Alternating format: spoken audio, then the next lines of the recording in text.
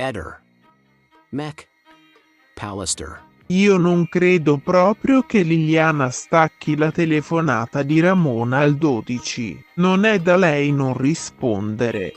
La rumena aveva affermato nella sua SIT di aver chiamato Liliana il 12, lei non aveva risposto e poi aveva chiamato Sebastiano, ma Gabriella sostiene che Liliana non staccava mai le chiamate ricevute, ovvero può succedere che uno ha il telefono distante e allora non riesca a rispondere ed è un discorso diverso, ma se Liliana vedeva una chiamata di sicuro non schiacciava il tastino per rifiutarla. Effettivamente invece dobbiamo dire che il 12 alle 18.06 Liliana riceve una chiamata proprio da questa persona ed effettivamente la rifiuta.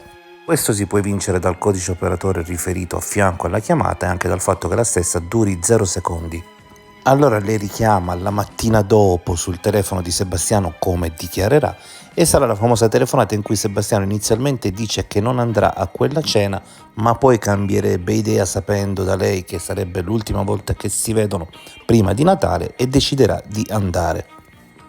Durata della chiamata 1 minuto e 10. Ricordiamo che questa cena è molto importante perché durante questa cena improvvisamente Sebastiano decide di prendere i coltelli. Poi ovviamente c'era l'anomalia particolare di questa famiglia che il giorno dopo, cioè quando sparisce Liliana, parte per la Romania e rientra a Trieste il 4 gennaio, giorno compatibile col deposito del corpo di Liliana nel boschetto. Ovviamente si tratta solo di una coincidenza presunta.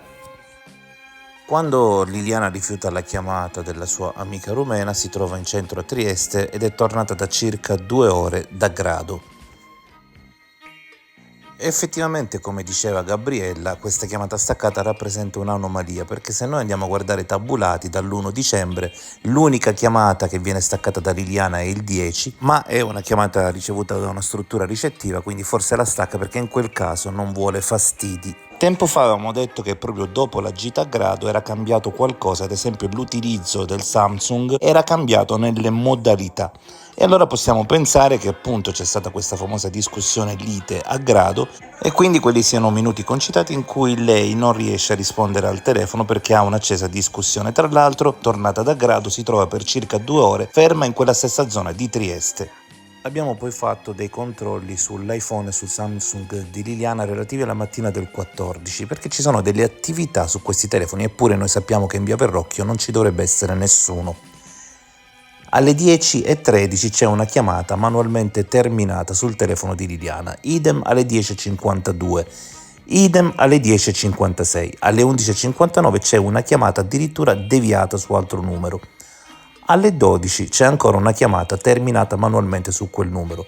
Sappiamo che ciò avviene nel momento in cui Sebastiano non si sa dove sia perché dovrebbe essere nel laboratorio, ma il suo telefono è spento. Dopo Sebastiano farebbe il giro con la GoPro e sul telefono di Liliana non ci sono più attività manuali. Terminato il giro con la GoPro, Sebastiano va nel magazzino e chiama Liliana e infatti, come vedete, questa chiamata ha un codice operatore diverso perché questa è una chiamata effettivamente non risposta. Quindi c'è differenza tra rifiutata, perché in quel caso qualcuno deve avere il telefono di Liliana in mano, e non risposta, cosa che avviene quando il telefono suona a lungo, dopodiché il chiamante si stufa e stacca. Se questi dati fossero effettivamente corretti, quindi se i codici operatori corrispondessero effettivamente alle attività subite dal telefono, dovremmo ipotizzare che, contrariamente a quanto si è sempre pensato, già dalle 10.13 della mattina del 14 qualcuno armeggia sul telefono di Liliana.